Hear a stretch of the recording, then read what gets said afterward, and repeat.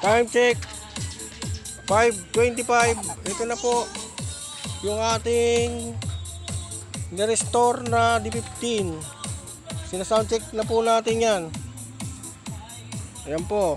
Ngayon lang po natin na-soundcheck kasi po medyo baka ma-copyright tayo. Ayan po. Kaya nag-iingat lang tayo sa copyright.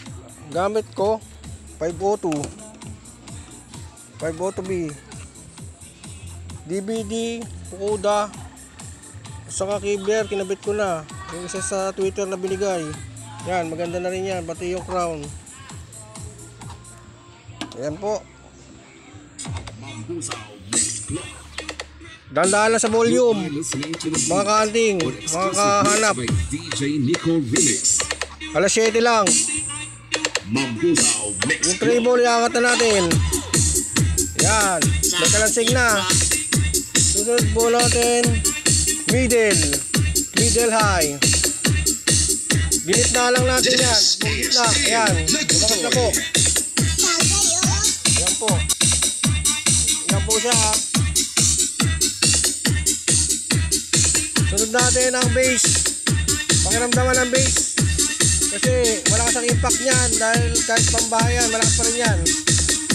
Maganda rin po kasi itong 502. Negative 2 ang bass. Yan, negative 2 lang. Huwag yung bass lang ng bass, baka masira yan. Baka hindi ka magpaliwain. Yan. Hindi tayo makakopyright yan. Lakas din po niya. Alas 7 lang. Isang peraso lang yan, boss. Mga boss, mga idol, isa lang yan. Ngayon lang natin yan na soundcheck. Maganda pa pala siya. Ganun pa rin. May sigla tayo dahil ano natin to, mga kahanap. Sana po i-like natin ang aking video at kahit po subscribe na po para sa araw-araw po or kada linggo na pag-vlog.